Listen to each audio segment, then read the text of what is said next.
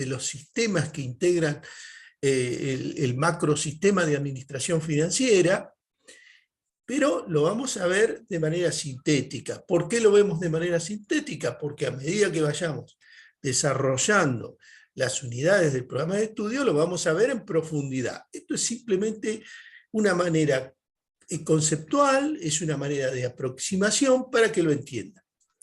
Y vamos a ver también la evolución histórica sobre cómo se fue organizando el Estado y cómo llegamos a esta organización que es la que plantea la ley 24.156. Bueno, María Sol. No se perdió nada porque todavía no empezamos, estamos simplemente diciendo los temas que vamos a desarrollar.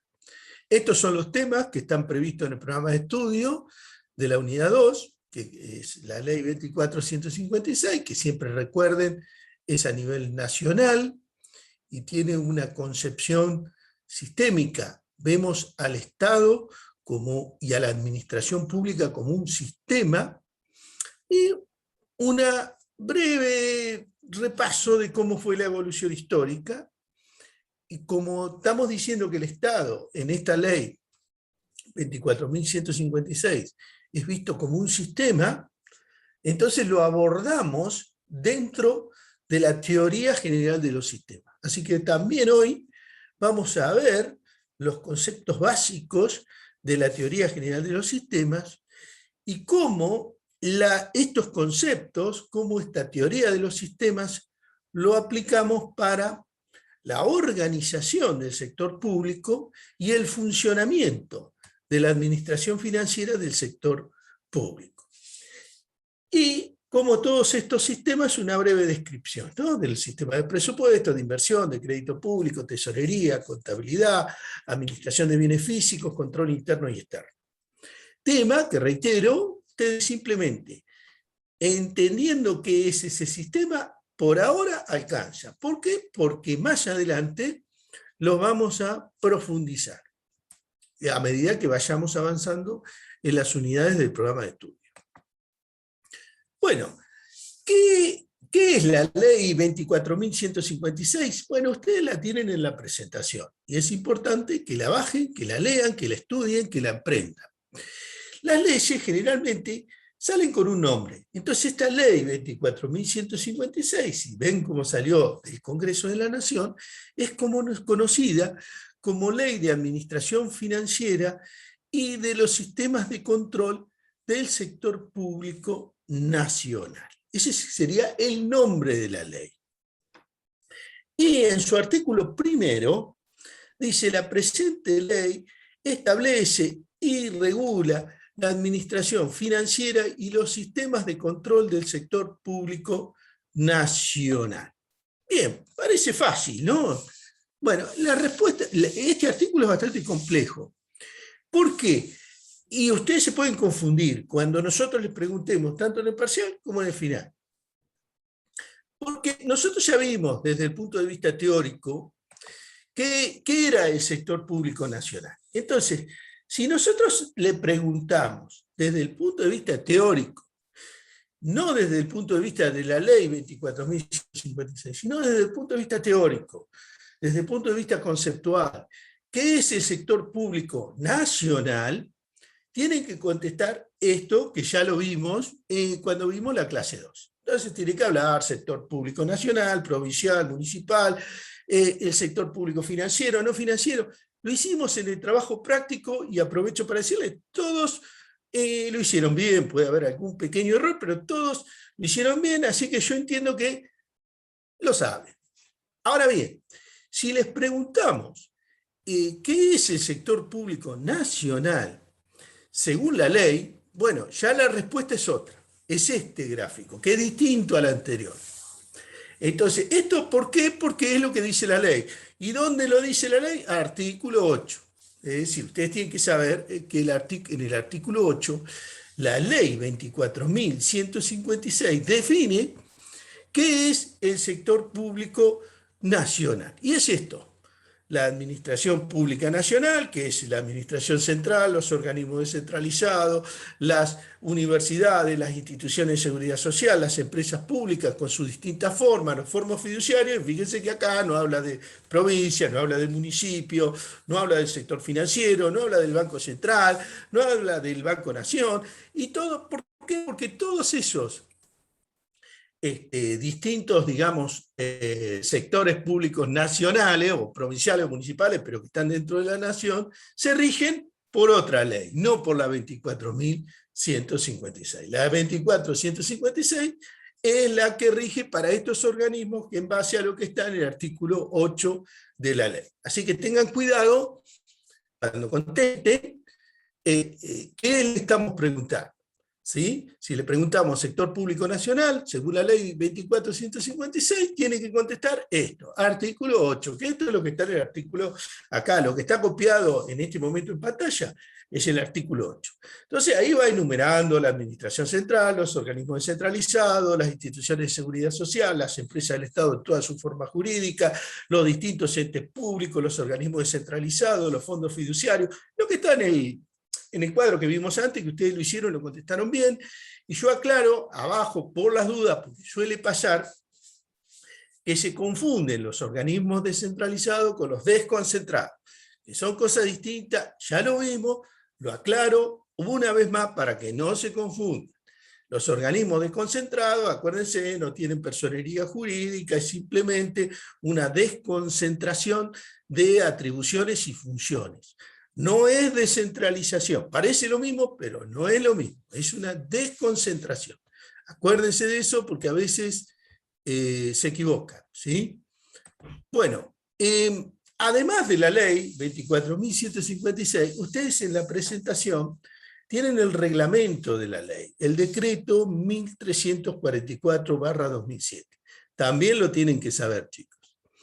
En el reglamento, por ejemplo, en su artículo 8 aclara que la Administración Nacional está formada por los tres poderes principales, Poder Ejecutivo, Poder Legislativo, Poder Judicial, los poderes máximos, los órganos máximos, acuérdense, y el Ministerio Público. No nos vamos a poner a hablar del Ministerio Público, es un tema de la organización de la justicia, del Poder Judicial, y le dedica un párrafo a las universidades porque, como ya lo dijimos, las universidades son autónomas, pero digamos, es un tema muy, digamos, de la ley de autonomía universitaria. A los efectos de la administración pública es un organismo descentralizado, es lo que está diciendo el decreto, perdón, 1340, por si alguien tiene duda de qué es una universidad. Y en el artículo 9, que también es muy importante, se define lo que es una entidad. Entonces, si nosotros les preguntamos, tanto en el parcial como en el final, qué es una entidad o qué es un ente, de acuerdo a la ley 24.156, tienen que contestar artículo 9. ¿Y quién contestar esto? Se entiende en el contexto de esta ley una entidad, aquella que tiene toda organización con personería jurídica y patrimonio propio. Acuérdense que todos los entes descentralizados son creados por ley. Al ser creados por ley, tienen personería jurídica y tienen patrimonio propio. Y define también lo que son las jurisdicciones. Esto también ustedes lo contestaron bien en el ejercicio práctico, que son, bueno, Poder Legislativo, Poder Judicial, Ministerio Público, Presidencia de la Nación, con todos sus ministerios y las secretarías, y bueno, las administrativas financieras, que son jurisdicciones. Es un tema de servicios de la deuda y obligaciones a cargo del Tesoro, que lo van a entender cuando veamos el sistema de presupuesto.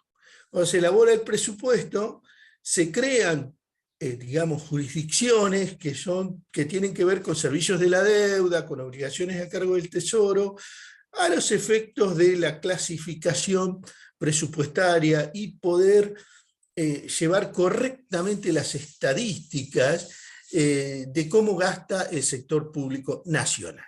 Pero es un tema que lo van a terminar de entender cuando desarrollemos el sistema de presupuesto. Bueno, en el artículo 2 es cuando ya definimos la ley define claramente este enfoque sistémico del sector público nacional. Y ahí, en el artículo 2, tenemos que la administración financiera es definida como el conjunto de sistemas, ahí está la definición, órganos y normas de procedimientos administrativos que hacen posible la obtención de los recursos públicos y su aplicación para el cumplimiento de los objetivos del Estado. ¿Por qué es importante el artículo 2? Bueno, el artículo 2 es importante porque estamos definiendo a la administración financiera del Estado como un conjunto de sistemas. Y ahí es donde queda claro que esta ley le da entonces este enfoque, de acuerdo a la teoría de los sistemas, del sector público nacional.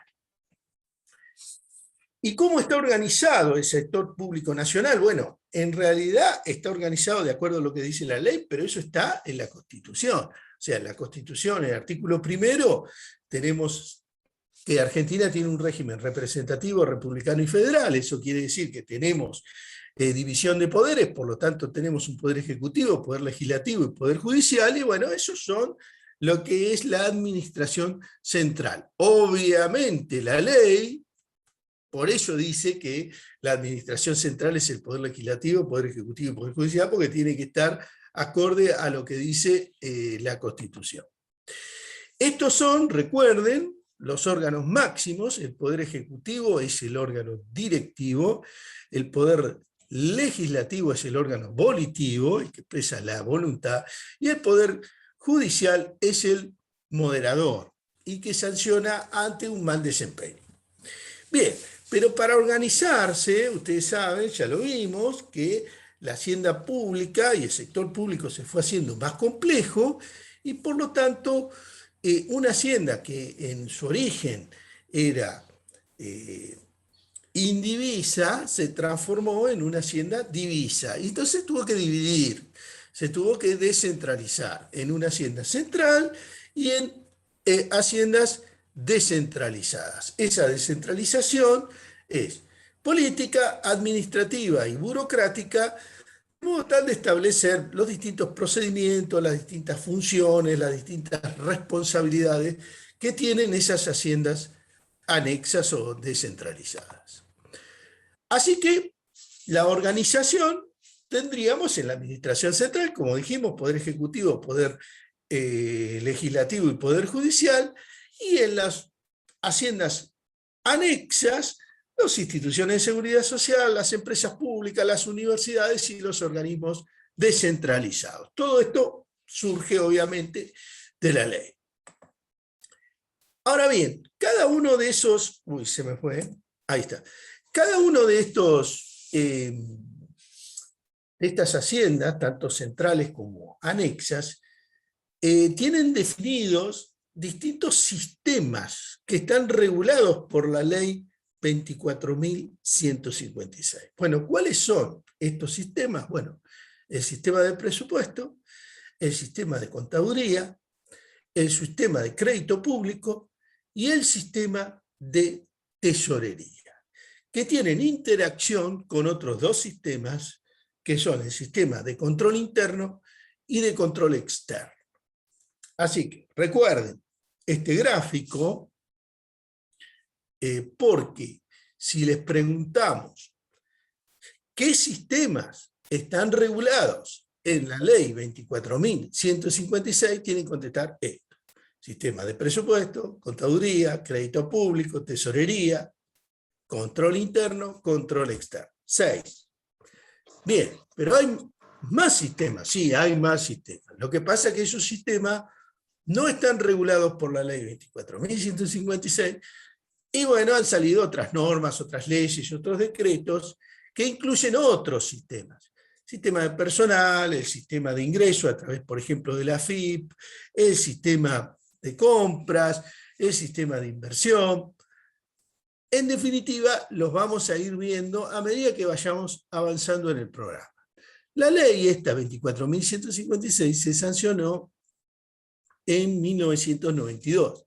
Entonces, en ese momento fue un gran avance que se integraran todos estos sistemas y se interactúen. Y después, obviamente, se fueron agregando nuevos sistemas. A partir de ahora lo que vamos a ver es por qué es importante, digamos, la ley 24.156. Y para que entiendan eso, vamos a hablar un poco de la evolución histórica. Si ustedes leen el material de la evolución histórica, que está muy extenso, les va a hablar de las distintas leyes de contabilidad que regían en el sector público argentino, cómo se fueron sancionando las distintas leyes. Así que bueno, eso está muy bien explicado en el material. A mí me interesa, de la parte histórica, que ustedes entiendan tres cosas o tres conceptos que son muy importantes. Primero, que la contabilidad siempre, a lo largo de la historia, ha sido muy importante. Muy importante ¿para qué? Para el desarrollo de la humanidad.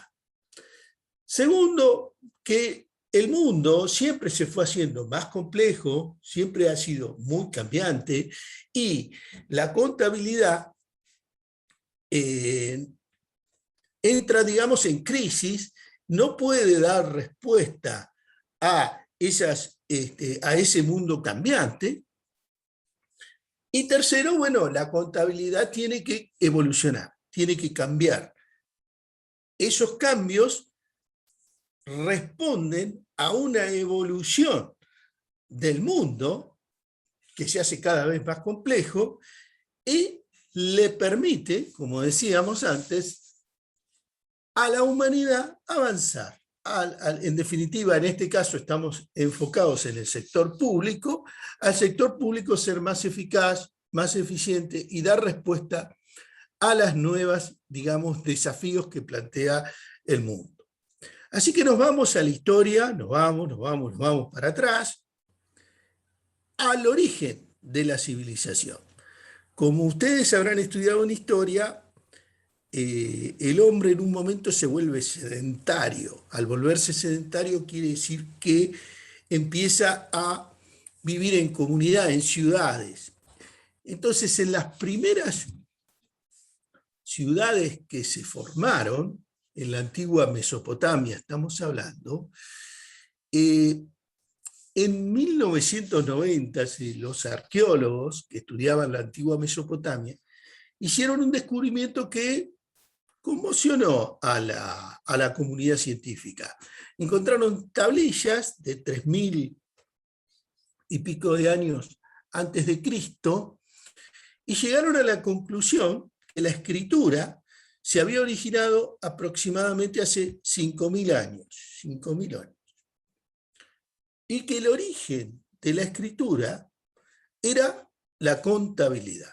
Hasta ese momento se pensaba que la escritura se había originado porque, bueno, el hombre se quiere comunicar, o un rey quiere sancionar un decreto, o teníamos guerreros que querían contar sus hazañas, o artistas que querían escribir, o reyes que querían ser inmortalizados. No. El origen de la escritura fue algo tan simple como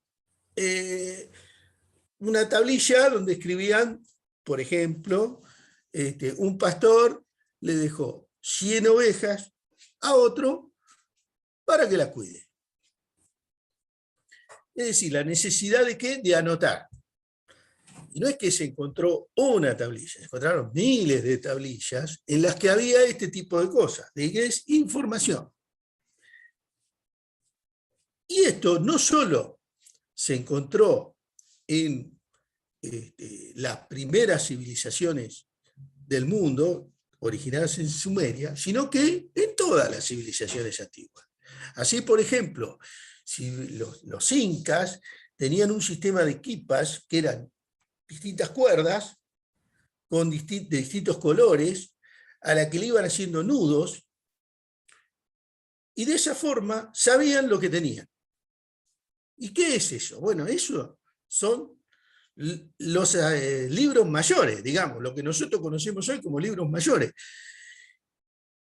¿Y por qué estamos explicando esto? Bueno, porque una de las funciones fundamentales de la contabilidad es brindar información. Entonces, cada vez que nosotros, tanto en un parcial como en un final, les preguntemos, bueno, ¿qué funciones tiene el sistema contable? ¿O qué funciones tiene el sistema de presupuesto? ¿O qué funciones tiene el sistema de tesorería? Respuesta, dar información. Entonces, esa es una de las respuestas. Otra de las respuestas, llevar registros, o sea, llevar anotado. Entonces, así como hace miles de años, 5.000 años atrás, vos que tenías que tener un registro, tenías una vasija con trigo, anotabas, así es una marca que decía, tengo trigo, y la cantidad de trigo que tenías. Eso es un registro. Entonces, vos tenés registro, función fundamental del sistema contable, pero de todos los otros sistemas, información, clave, y tercero, ¿para qué esa información? Bueno, para tomar decisiones. Es decir, yo en base a lo que tengo, voy tomando decisiones. ¿Por qué hace 5.000 años tenían que anotar? Bueno, por el mismo problema que tenemos nosotros hoy y que van a tener ustedes cuando den el examen final o el examen parcial.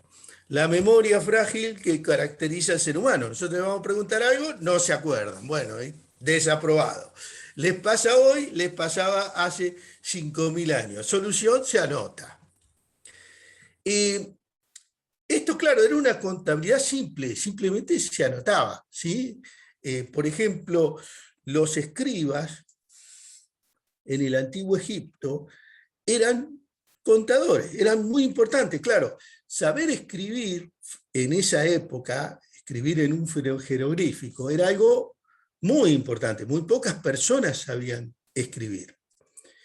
¿Y cómo sabemos que los escribas eran contadores? Bueno, porque cuando se traducen los papiros, se encuentra que llevaban un registro de todo. Llevaban un registro de las tierras que tenía el faraón, de las cosechas, de los impuestos que se pagaban. Cumplían la función de un contador. Incluso, ya en aquella época se han encontrado jeroglíficos que significan control. O sea, había alguien que hacía auditoría, controlaba lo que escribía el escriba. Y también, ya los escribas, hace 5.000 años, llevaban otros papiros en los cuales llevaban un recuento de todo lo que le robaban al faraón y cómo se repartían todo lo que le robaban al faraón.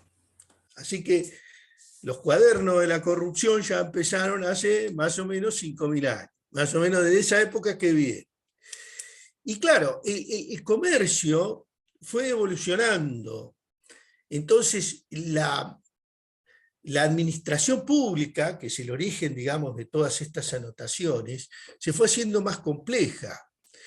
Y una de las funciones básicas que tiene entonces la contabilidad es el control. Y este sistema de partida simple empieza a fallar, porque claro, los escribas se olvidaban de anotar para robarle al faraón.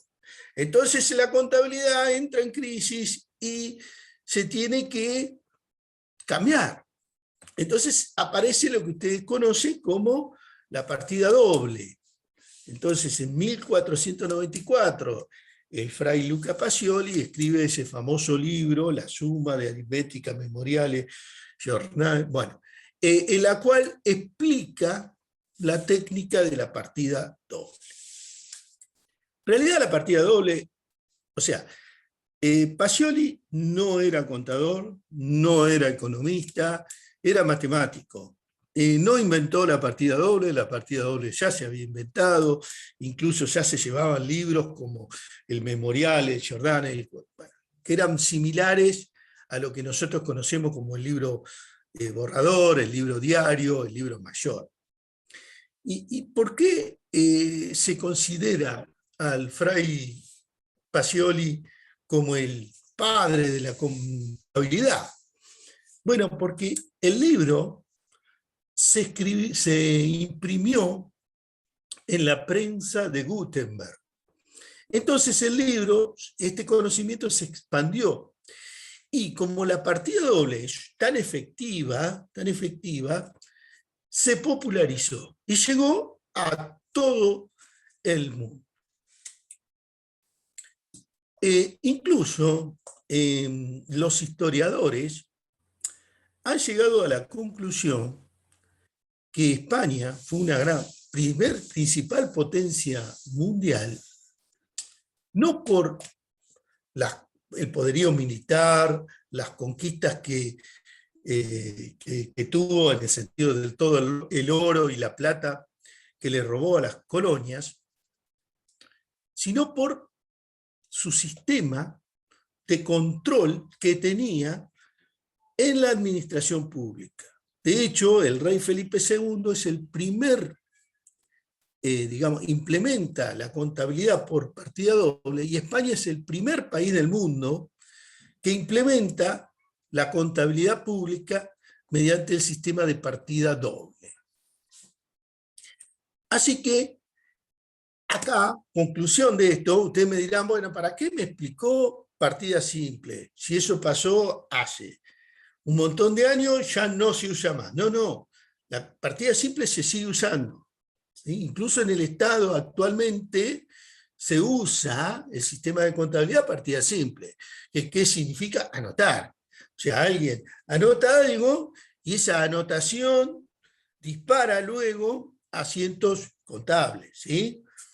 A ustedes les puede pasar, como estudiantes avanzados de ciencias económicas, que alguien los llame y les diga: che, acá tenemos la sociedad de fomento, el club de barrio, vos que sos estudiante de ciencias económicas, ¿por qué no nos asesorás para llevar la contabilidad? Y ustedes no le pueden decir, hace asiento contable, poné caja, banco, proyecto, eso, no se lo pueden decir. Pero ¿qué le pueden decir? Lleva un libro de caja. Te compran un libro de caja y ahí ¿qué hace? Anota. Entraron 100 pesos. Listo. ¿Cuánta plata tengo? 100 pesos. Listo. Después, recaudé 300. Anotan, recaudé 300. ¿Cuánto tengo? 300 más 100, 400. ¿Dónde va? Va en una columna, de la izquierda, en el debe o en el AB. Pagué 200. Bueno, anoto. Pagué 200. ¿Cuánto me quedó? Pesos. Con eso, que es una contabilidad por partida simple, si además tienen la precaución de guardar los comprobantes que respaldan lo que anotaron, luego podemos hacer la contabilidad perfectamente. Ya podemos pasar a hacer la contabilidad mediante partida doble. Y ya está, no necesitamos más. ¿Por qué enseñamos esto también de la partida doble? Muy importante, recuérdenlo, chicos. ¿Por qué la partida doble es tan famosa? Porque es un sistema de control muy efectivo. Entonces acá empieza a haber también una respuesta a las preguntas que nosotros vamos a hacer en el parcial y en el final. Entonces, ¿cuál es la función del sistema contable? Van a decir, bueno, registrar, dar información para la toma de decisiones, controlar. Lo mismo. Pregunta, ¿para qué es el sistema de tesorería? Misma respuesta. Sistema de presupuesto, misma respuesta. Sistema de crédito público, misma respuesta. Por ahora incompleta, pero por lo menos están contestando. Y si no lo contestan, están contestando mal. Hay otras cosas que las vamos a ir viendo a lo largo del programa de estudio. Pero estos conceptos básicos tienen que tratar de recordarlos y los van a encontrar permanentemente en el material de estudio y los van a encontrar permanentemente en la ley. Bueno, yo les decía, el mundo se fue haciendo más complejo y ya este sistema de partida doble empieza a tener algún inconveniente, digamos. ¿Por qué? Porque, bueno, la técnica no alcanza. Y la contabilidad, frente a un mundo cada vez más complejo, adquiere ya la característica de una ciencia. Una ciencia que va a tener una orientación legalista, en el sentido de que vamos a tratar de prevenir que no nos cometan delitos, que no nos roben, los vamos a tratar de detectar a los responsables de los fraudes y vamos a tener una respuesta frente a esto. Una respuesta que es, por un lado, aplicarles la sanción que corresponda a los responsables del fraude, pero también tomar medidas correctivas para que los hechos no se vuelvan a producir en el futuro. Esto es muy importante, sobre todo cuando veamos los sistemas de control, la Auditoría General de la Nación y la Sindicatura General de la Nación, también para el Tribunal de Cuentas. Pero esto también es importante para todos los sistemas, porque todos los sistemas tienen que tener un sistema de control. Y en la administración pública, acuérdense que la hacienda pública, los administradores son dependientes, no son independientes como cuando yo dije, yo soy dueño de un kiosco, yo soy dueño de mi hacienda privada, y yo tomo decisiones y hago lo que quiero. Perfecto. Ahora, cuando estamos en la administración pública, tenemos que los administradores son dependientes. Eso quiere decir que no pueden hacer cualquier cosa. Entonces, ¿cómo se organiza la administración o el funcionamiento de los responsables de administrar lo que es nuestro, porque eso es nuestro, el patrimonio del Estado? Bueno, tienen que cumplir estrictamente con las normas. No pueden hacer acciones que no estén fijadas en las normas. Entonces, no solo no pueden robar, que obviamente no pueden robar, sino que además todas las acciones que hacen tienen que estar hechas de acuerdo a las normas. Y si alguien no cumple las normas, bueno, hay que detectarlo, hay que sancionarlo y hay que tomar medidas preventivas para que estos hechos no vuelvan a suceder. Esto es una de las funciones de los órganos rectores de cada uno de los sistemas. O sea, si ustedes el día de mañana son tesoreros generales de la Nación, son contadores generales de la Nación, o jefe de compra, o lo que sea, están a cargo de un organismo público, bueno, tienen que tomar este tipo de políticas, esta cuestión de prevenir que no vaya a haber fraudes, que todo el mundo cumpla con las normas, detectar qué normas no se cumplieron, qué fraudes se hicieron, identificar. Sí, Contador de la municipalidad, ya hay que estar atento a todo eso, ¿no? No yendo sí, más por abajo. supuesto. En todas las haciendas públicas, tanto, Tesorero de la nación, no sé, también, muy en todas las complicado. haciendas públicas, sí, en todas, desde la más grande hasta la más chica, al estar, vuelvo a insistir con este concepto, la administración es dependiente, por lo tanto, el sistema de organización que hay es, puedo administrar cosas que no son mías, pero solamente puedo hacerlo de acuerdo a como dicen las normas. Es más, la norma dice, en general, que todo acto que se haga violando la norma, alguna norma, se presume que les provoca un perjuicio al Estado. O sea, ya somos delincuentes hasta tanto se demuestre lo contrario. O sea, se revierte de alguna forma la carga de la prueba. Si ustedes hacen algo como administradores del Estado, violando una norma, bueno, ya son culpables. ¿Por qué? Porque se demostró que violaron una norma. Y la carga de la prueba se revierte. Y son ustedes los que tienen que demostrar que son inocentes, ¿sí? Que no son culpables. Por eso este dato es importante y este esquema así tan simple, que ustedes lo pueden haber visto también cuando estudian administración, los sistemas de mejora continua, son muy importantes para el ejercicio hoy de funciones en la administración pública. Bueno, pero ¿qué pasó? El mundo fue cambiando.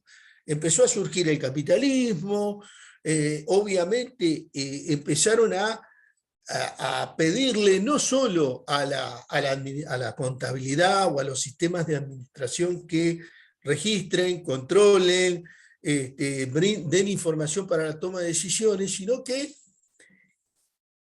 prevengan que no se produzcan fraudes, sino que queremos saber el resultado del ejercicio. Entonces empieza a haber un nuevo paradigma, que es el de quiero saber cuál fue mi ganancia, quiero saber cuáles son mis recursos, quiero saber cuáles son mis deudas, quiero saber si tengo superávit, si tengo déficit. Entonces la contabilidad, como ciencia, empieza a tener una orientación económica. Y ahí aparecen, es en este momento que aparecen conceptos que ustedes conocen, como las depreciaciones, las amortizaciones, y de esa forma podemos saber cuál es el resultado del ejercicio, podemos saber cuánto es lo que tenemos, podemos saber si tenemos déficit, si tenemos superávit. Pero ¿qué pasó? Bueno, en 1929, ustedes recuerdan, se produce una gran depresión en Estados Unidos, en Wall Street. En ese tiempo, Nueva York era un centro de negocios a nivel mundial, y fue una crisis muy profunda que se expandió por todo el mundo. Tema que ustedes han estudiado, no vamos a profundizar demasiado en la crisis de 1930 o 1929, pero sí tengan claro que en el mundo siempre hubo crisis, que esto es así, y cada vez que hay una crisis, siempre buscamos un culpable, hay que encontrar un culpable de la crisis. En esta crisis, que fue tremenda, no hay un culpable, una lista de culpables. Y ahí podemos empezamos los especuladores, los prestamistas que daban créditos a tasas muy bajas, con codicia, que querían ganar mucha plata, la bolsa que subió, el excesivo optimismo, bueno, lista de culpables. ¿Saben quién está en la lista de los culpables de la crisis? La contabilidad. Y ustedes me dirán, ¿y por qué la contabilidad está dentro de la lista de la crisis de 1929 o 1930? Bueno, porque la contabilidad, como sistema de información, no advirtió lo que se venía. Entonces, claro, una contabilidad que registra hechos pasados, como ustedes saben, en esa época se vivió mucha euforia. Entonces, claro, las empresas daban ganancias, los balances eran positivos, los gobiernos tenían superávit. Para la contabilidad, todo estaba bien. Sin embargo, todo estaba mal. Esto genera otra vez una crisis en la contabilidad. Entonces, ¿a qué conclusión se llegó de la depresión de 1930? Bueno, que la contabilidad no tiene un solo usuario, un solo usuario, sino que tiene múltiples usuarios, un montón de usuarios que quieren información. ¿Información para qué? Para tomar decisiones. Quieren que la información sea útil. ¿Y qué información quieren los usuarios? Y quieren información financiera, porque quieren saber cómo está, cuánta plata tiene en el banco, eso, pero también quieren información no financiera. Esto genera un cambio en el paradigma que tiene la contabilidad, y la contabilidad pasa a estar orientada a los usuarios. Y surge lo que ustedes conocen como contabilidad de gestión, o contabilidad gerencial, o contabilidad para la toma de decisiones. Entonces, ¿qué conclusiones se llega? Bueno, que la contabilidad, digamos, tenía un tradicional, vamos a llamarla así, tenía como principal objetivo cumplir normas, registrar operaciones financieras, y ahora la contabilidad no, lo que quiere es agregar valor. No simplemente registrar y ver si se cumplieron las normas, registrar todas las operaciones financieras, sino agregar valor. ¿Para qué? Para los usuarios, que sirva la información. La contabilidad tradicional está orientada al pasado, en el sentido de ver y registrar todas las operaciones que ya pasaron. En cambio, la contabilidad pasa a tener una orientación prospectiva, ¿está? Previendo lo que puede pasar más adelante, orientada a qué? A los usuarios, de acuerdo a lo que los usuarios quieren. La contabilidad anterior a esto, esta era una contabilidad aislada, trabajaba sola y era precisa, por eso salía un resultado, un solo balance. En cambio ahora la contabilidad ya se empieza a apoyar en otras disciplinas, porque acá no solo necesitamos información financiera, sino que la contabilidad empieza a ser flexible. Y si ustedes ven los balances del sector público, se van a sorprender que no hay un balance. Empieza a haber un montón de estados que traen distintos tipos de información y distintos tipos de resultados. ¿Por qué trae distintos tipos de resultados? Porque hay distintos usuarios que quieren, que necesitan otro tipo de información. Bueno, después está el tema de los costos, donde, digamos, la contabilidad tradicional simplemente se dedica a justificar por qué se gastaron la plata. En cambio ahora hay un proceso de integración entre lo que planificamos y lo que controlamos. Antes la contabilidad solamente ofrecía indicadores financieros, ahora nos encontramos con que tenemos indicadores financieros, pero también indicadores no financieros.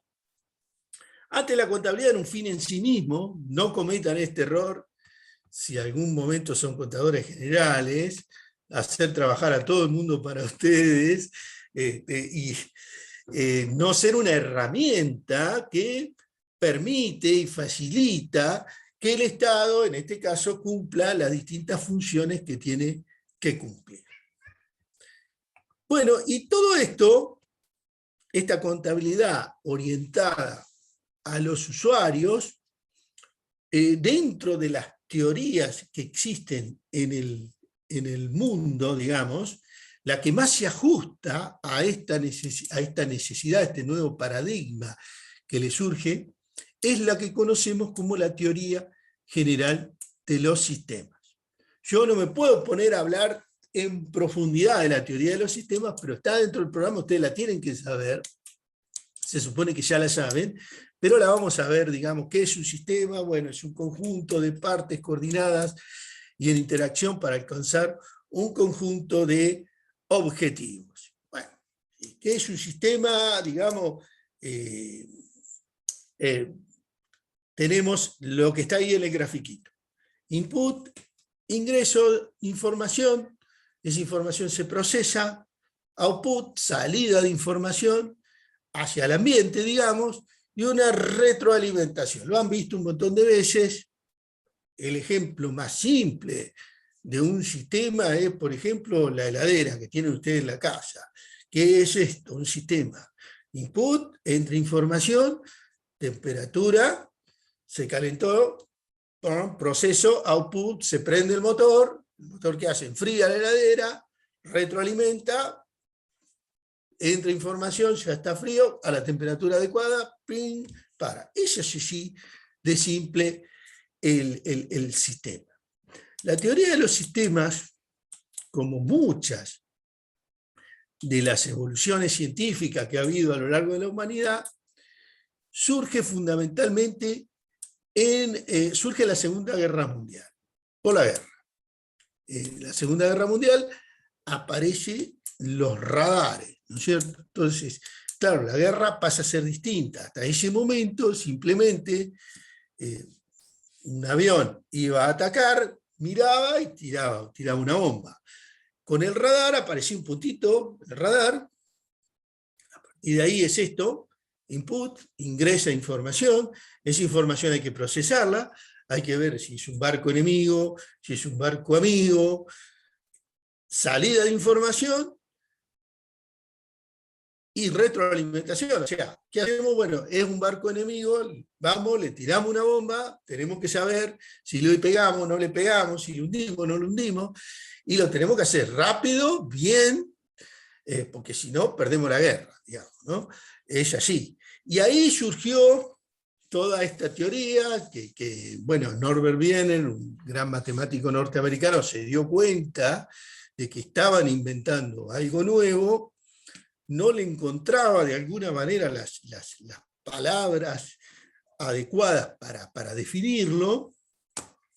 Entonces él se inspira en uno de los diálogos de Platón, donde Platón dice en uno de sus diálogos que si hay un barco en el medio de una tormenta y no sabe nada, no ve nada, o sea, ¿qué va a pasar? Va a ser una tragedia, van a naufragar. Entonces dice, si el timonel es el cibernético, le dicen así, es una palabra griega, ve una luz en el horizonte y puede orientarse con esa luz, puede salvar la embarcación. ¿Por qué? Porque esa luz es la luz de un faro.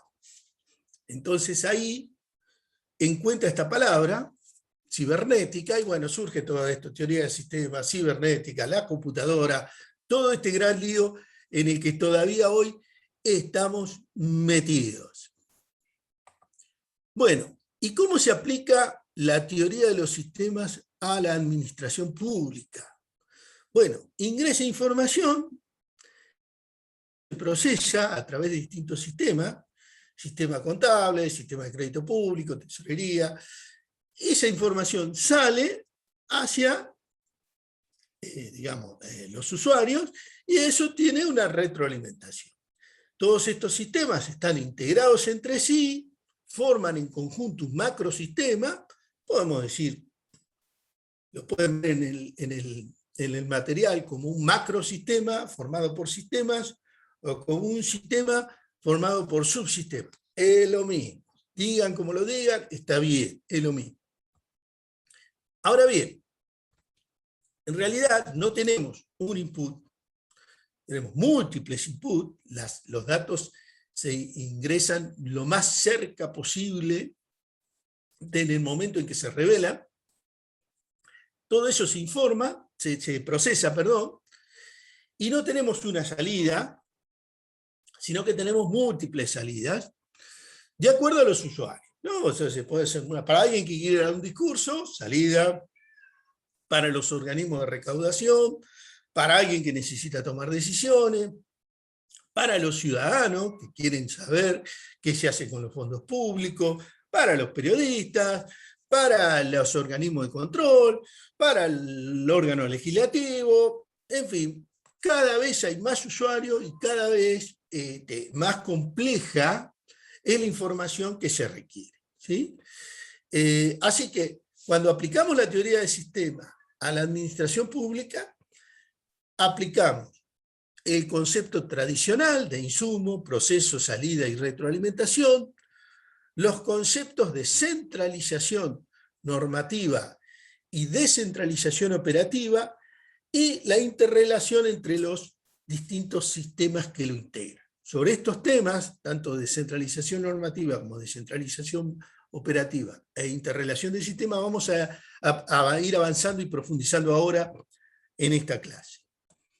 ¿Qué sistemas, como dijimos, están regulados por la ley? Bueno, el sistema de presupuesto, ahí tienen los artículos, está en la unidad 3, el sistema de crédito público, está en la unidad 4, el de tesorería, el de contabilidad, el de control interno y externo, pero como yo les dije, hay otros sistemas, por ejemplo, el de contrataciones, que no está en la ley, lo van a tener que estudiar, unidad 7, administración de bienes, que lo tienen que estudiar también en la unidad 7, y en administración de personal, que está en la unidad 7, y bueno, ingresos públicos lamentablemente no está, ni en la ley, ni en el programa de estudio, y es uno de los más importantes, ¿no? No está. Pero bueno, nosotros tenemos que entender, para que entiendan mínimamente los sistemas, estamos viéndolo así, conceptualmente, yo no me voy a poner a detenerme a hablar de los sistemas, pero entiendan, si entendieron la explicación que yo les di, acá ven, hay sistemas que son monetarios. ¿Qué quiere decir monetario? Dar información de la plata, que entra y sale. Entonces, el sistema de tesorería, por ejemplo, ¿qué me dice? Entraron tantos millones, salieron tantos millones. Entró, tengo tanta plata en el banco. Hay otros sistemas que no son estrictamente monetarios, sino que son no monetarios. Tenemos información que no es estrictamente monetaria. Entonces, por ejemplo, el sistema de bienes físicos me dice todos los bienes que tengo. Tengo un auto, tengo una casa, tengo un terreno. El sistema de administración de personal me está diciendo qué cantidad de gente tengo trabajando, qué horarios cumplen, si faltan a trabajar o no faltan a trabajar, si llegan a horario o no llegan a horario, qué capacitación tienen, incluso sabemos si tienen hijos o no tienen hijos, si están casados o no están casados. Toda esa información es importante. Lo mismo el sistema de contrataciones, me va a decir qué compré, si compré ladrillo, si compré arroz, cuántos kilos de arroz compré. Por supuesto, voy a saber qué precio pagué por cada uno de esos, pero además de entonces esa información financiera, voy a tener información no financiera. Además de la información monetaria, voy a tener información no monetaria. Y como estos sistemas están integrados, en las salidas de información puedo, obviamente, tener las dos cosas. Puedo tener información monetaria y puedo tener información no monetaria. Saber cuántos kilos de arroz compré, a quién le di el kilo de arroz, puedo saber cuánta vacuna compré, a quién le dimos la vacuna, en fin. Y es todo ese tipo de información tienen que resolverla todos estos sistemas. ¿Qué pasa? Los datos, acuérdense, se ingresan una sola vez. Como los sistemas están integrados, esos datos los manejan todos los sistemas, se integran, se complementan, y tenemos, reitero, múltiples salidas de acuerdo a la información que necesiten los usuarios. ¿Sí? Bueno. Un tema muy importante, si se desempeña en el sector público, es que, como dijimos, la teoría general de los sistemas es la más útil para las organizaciones complejas. Obviamente el sector público es una organización muy compleja. Me va a permitir el análisis de la administración pública, lo que es la administración financiera, o sea, entra plata, gasto plata, compro cosas, y el sistema de información. Pero además es muy importante el enfoque de procesos, en el sentido de que nos van a permitir simplificar y optimizar la administración pública, y la vamos a poder adaptar a las necesidades de los usuarios o de los clientes, digamos, de la información. ¿Qué es un proceso? Bueno, es un conjunto de actividades mutuamente relacionadas que hacen que esos elementos sean transformados en resultados. Ustedes seguramente deben haber visto en administración los objetivos de proceso, y si están en la administración pública, además de tener objetivos monetarios, que tanto salen por televisión, digamos, ustedes siempre que leen en el diario, ¿qué leen? Bueno, hubo déficit, hubo tal superávit, se recaudó tantos pesos, se gastó tanto, se invirtió tantos pesos, no. Pero además de los objetivos monetarios, también la administración pública tiene objetivos no monetarios, objetivos físicos. Por ejemplo, qué sé yo, construir una ruta, construir un puerto. También tiene objetivos de impacto, quiere decir, por ejemplo, no sé, disminuir la pobreza o disminuir la desigualdad de género entre el hombre y la mujer. O sea, temas que al aplicar políticas públicas se va transformando la realidad y esos datos se van recopilando y de esa forma se obtienen, se van logrando esos objetivos y fines. Pero además nosotros tenemos que tener objetivos de proceso. Objetivo de proceso, ¿qué quiere decir? Un trámite, no sé, tiene que durar una semana. Bueno, el trámite tiene que durar una semana. Seguramente a ustedes les pasa que van a una repartición pública a buscar algo y le dicen, vení la semana que viene, que está. Van y a la semana que viene no está. Le dicen, vuelva dentro de una semana. Vuelven a la semana que viene, la semana que viene no está. Vuelva la semana que viene hasta que usted se canse. Y eso no hay, como no hay nadie que lo controle, pasa inadvertido. Se van a enterar cuando se quejan y alguien le tiró una piedra o le pateó la puerta y le rompió la puerta. Pero en realidad usted tiene que tener estos objetivos de proceso para que, obviamente, para tener una administración más eficiente, más eficaz, ¿sí? Bueno, siguiendo con este enfoque de proceso, ustedes van a tener que identificar cuáles son los procesos claves, cuáles son los van a tener que clasificar en estratégicos, de apoyo u operativos. Esto estratégico, estamos hablando de algo muy importante, los de apoyo también son muy importantes. ¿Qué es un objetivo de apoyo? Se los explico muy fácil. Por ejemplo, cuando liquidamos un sueldo y le pagamos el sueldo, no sé, a una enfermera, bueno, eso es un proceso de apoyo. Si las enfermeras no cobran, bueno, vamos a tener un gran problema, ¿no es cierto?, de salud. Lo mismo pasa con la compra de un medicamento, por citarles ejemplos de cosas que son evidentemente muy fácil de entender lo importante que es. Bueno, tenemos que identificar los procesos y lo que es un mapa de procesos que termina en los diagramas de flujo que ustedes seguramente deben haber estudiado en administración, ¿sí? Bueno, un concepto muy importante de la teoría de los sistemas es lo que se conoce como sinergia. Este es un concepto que lo que significa es que, como todos los sistemas están relacionados e integrados, la suma de las partes es más que las partes individualmente. Esto es, digamos, una de las bases que tiene la teoría de los sistemas y obviamente se aplica a la administración pública. La tienen que saber cuando se los preguntemos, tanto en el parcial como en el final. Tienen que decir que una de las bases de la teoría de los sistemas es la integración entre todos los sistemas y que esa integración hace que la suma de las partes sea más que las partes en sí mismas. Entonces eso lleva a ser una administración pública más eficaz y más eficiente. El sistema contable ahí está al medio porque es uno de los que integra la información de todos los demás sistemas. En alguna documentación puede llegar a ver el sistema de presupuesto como el más importante. Nosotros defendemos al sistema contable y está en la norma de que el sistema contable es el integrador. Otro tema que está dentro de la teoría de los sistemas, que yo no me puedo poner a hablar demasiado, es el concepto de entropía y el concepto de desorden. Digamos, yo no me voy a poner a hablar de la entropía y todo eso, porque no vamos a tener que poner a hablar de metafísica y no es intención de esta cátedra, por lo menos hablar de ese tema. Pero digamos, para simplificarlo y que les quede el concepto claro, desde una visión teológica, ¿sí? Dios organizó todo el universo, está todo en orden, está todo funciona perfectamente, ¿no es cierto?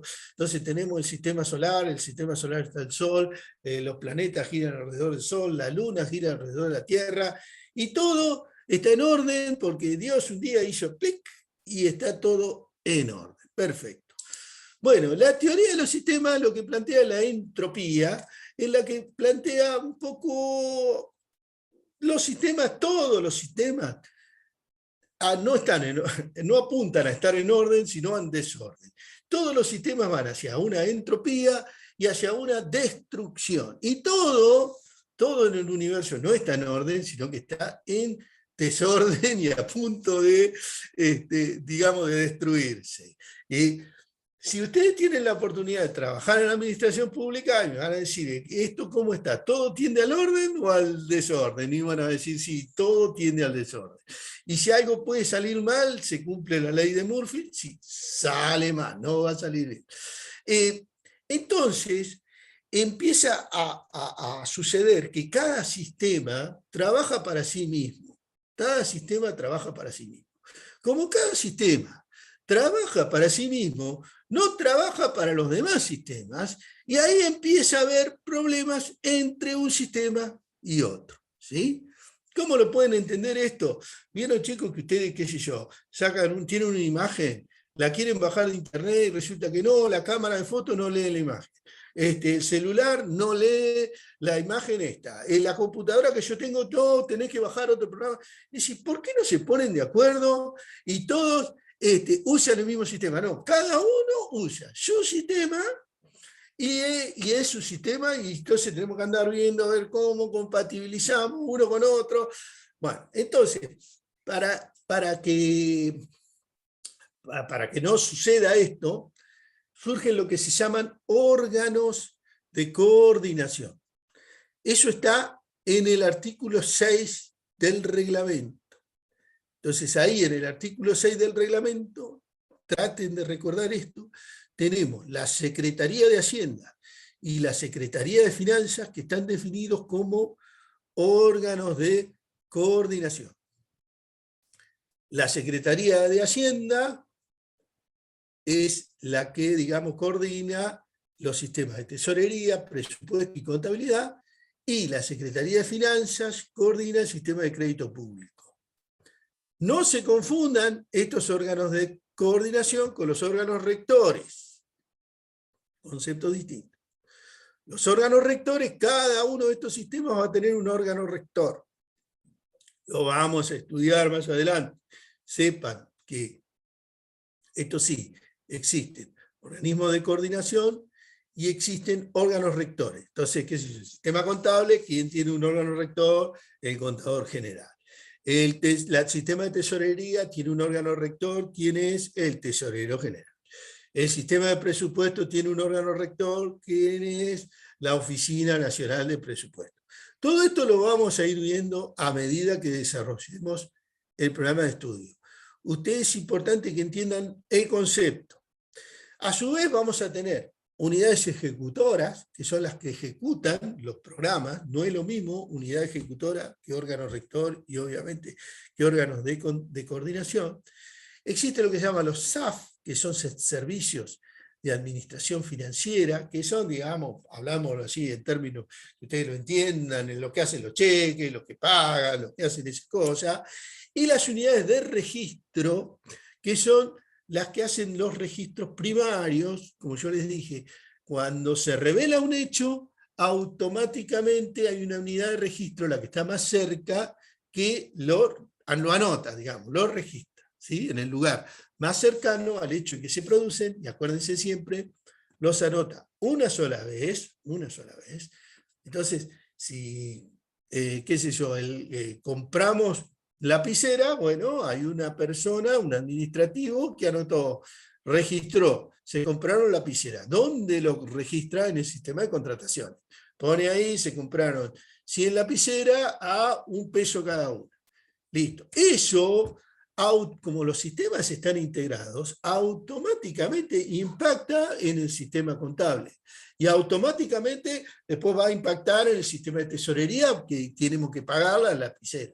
¿sí? Es así de simple. Y si compramos, no sé, un auto, además va a impactar en el sistema de inversión pública y va a impactar también en el sistema de bienes físicos. Quiere decir que tenemos que dar de alta en el inventario el auto. Pero todo eso se hace automáticamente porque los sistemas están integrados.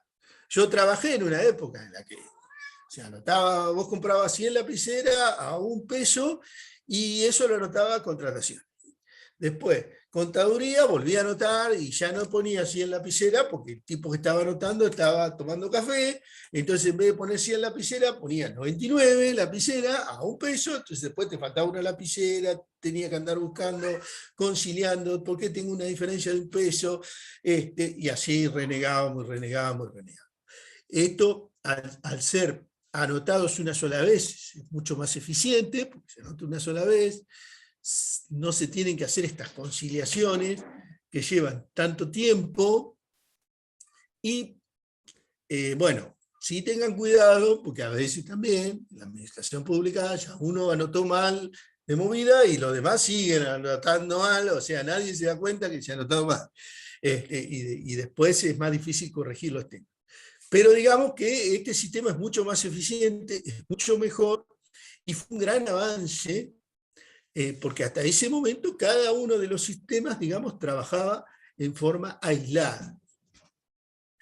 Bueno, entonces, tienen claro, órganos responsables de la coordinación, Secretaría de Hacienda, Secretaría de Finanzas, la Secretaría de Finanzas coordina el sistema de crédito público, la Secretaría de Hacienda coordina el sistema de presupuesto, contabilidad y tesorería, de modo tal que la información, ¿no?, que se ingresa le sirve a todos los sistemas. No es que lo hace como me conviene a mí, no, tenemos una visión macro, una visión integral de la administración financiera.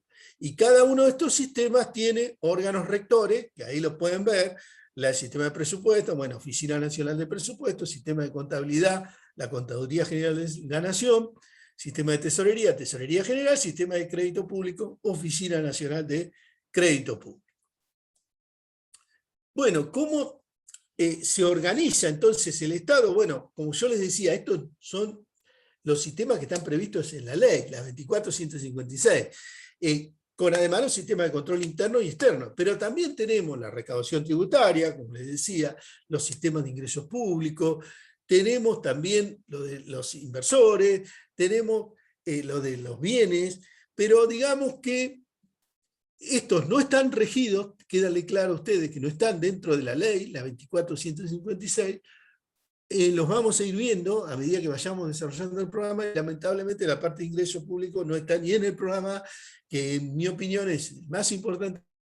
Y si ustedes tienen un puesto de responsabilidad en la administración pública, no cometan el principal error que pueden cometer un responsable de la administración financiera, que es descuidar los ingresos, ¿sí? No hagan, porque si ustedes conocen a algún contador, lo que está el contador todos los días diciendo gasten menos, gasten menos, gasten menos, gasten menos, viendo ahí, compraron polenta, pagaron $1.10 la polenta, no, 1,05 tendría que haber salido la polenta. Eso yo no digo que no sea importante, es importante, no más gastar la plata, pero probablemente lo más importante, y sin duda lo más importante, es no descuidar los ingresos. A lo sumo, los ingresos son tan importantes como los egresos, ¿sí? Bueno, pregunta que les podemos hacer en el parcial y en el final. ¿Cuáles son los criterios metodológicos que se usan en la ley 24.156? Y entonces así, ustedes no saben para dónde va, se olvidaron, memoria frágil, como les dije yo. Bueno, tienen que hablar de esto, teoría general de los sistemas. Entonces, concepto tradicional, lo que vimos, insumo, entrada, salida, retroalimentación, acuérdense, interrelación e integración de los sistemas, yo les dije sinergia, la suma de las partes da un total mayor que las partes individualmente, y los criterios de centralización normativa y descentralización operativa. Por eso están, digamos, los órganos rectores, que son los responsables, digamos, de la centralización normativa, son los que fijan las normas que tienen que ver con cada administración de sistemas, que obviamente tiene que estar acorde a lo que dice la ley 24.156, pero, como yo le dije, se registran lo más cercano posible, en las unidades de registro, lo más cercano a los hechos. Entonces tenemos que descentralizar estas operaciones. En ese sentido, tenemos que tener, cada sistema tiene que tener claramente diferenciado lo que son las áreas centralizadas de lo que son las áreas descentralizadas. Bueno, los conceptos de centralización operativa y descentralización operativa no son contrapuestos, son complementarios. Entonces, lo que tenemos que tener es un equilibrio entre las funciones que tienen que estar centralizadas y las funciones que tienen que estar descentralizadas. O sea, si ustedes tienen un cargo de mucha responsabilidad, probablemente el primer error que cometan es no autorizar nada, no delegar nada. Lo que les va a pasar en un mes, siendo optimista, en 10 días o en 15 días, es que están tapados de trabajo, no pueden controlar nada de lo que tienen que hacer. Y mientras ustedes están transpirando y sufriendo todo el día, los demás van tranquilos, se toman un cafecito, se van tranquilitos y ustedes se quedan con todos los problemas. Desde el problema más chiquitito hasta el problema más grande. Entonces lo que dicen, no, así no va, tenés que delegar. Entonces te empezás a sacar cosas de encima. Bueno, listo, me saco. Claro, me saco cosas y me saco los temas importantes. Un día me descubro que me están afanando por todos lados, voy preso. Entonces yo tengo que tener claro qué cosas tienen que estar centralizadas y qué cosas tienen que estar descentralizadas. Volvemos a lo mismo, vamos a comprar un paquete de polenta, no voy a estar yo ocupándome de comprar un paquete de polenta. Delego, descentralizo, cada tanto controlo, y los temas importantes obviamente están centralizados. Entonces tenemos que tener claro qué cosas están centralizadas y qué cosas están descentralizadas. Que se centralizan las políticas, los procedimientos, las normas, y que la descentralización tiene que ver con lograr una administración pública que sea más eficaz y más eficiente, porque, como decíamos, cuando más cerca de los hechos se hacen las cosas, se es más eficaz y se es más eficiente. Bueno, entonces la centralización normativa implica la definición de políticas generales. Vamos a hacer normas, metodologías y procedimientos generales y comunes para todos, y que vamos a hacer además controlar que esas normas se cumplan. ¿Sí? Acuérdense de ese grafiquito que yo les hice. Yo prevengo que no pase nada, después detecto que alguien hizo algo mal y tomo medidas correctivas para que las cosas no vuelvan a suceder. Entonces, si alguien me está haciendo las cosas mal, yo lo tengo que detectar, tengo que identificar al responsable, si corresponde le tengo que aplicar sanciones, y además tengo que tomar medidas correctivas para que no vuelva a suceder en un futuro. ¿Sí? Y con respecto a la descentralización operativa, tiene que ver, bueno, cada una de las instituciones tiene su propio sistema, se va, digamos, a administrar por sí mismo, pero esto va a estar debidamente reglamentado, se van a establecer qué facultades tiene, qué procedimientos tienen que hacer. Como les decíamos, tenemos que diferenciar claramente los organismos centrales y los organismos periféricos. Esos organismos centrales van a ser los responsables del diseño, la elaboración, la evolución, el cumplimiento de las políticas, las normas, las metodologías y los procedimientos.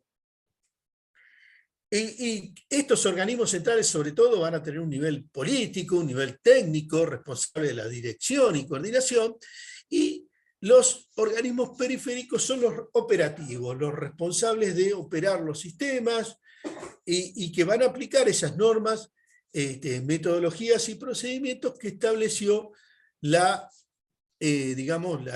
órgano central. Bueno, con esto termino el tema teórico.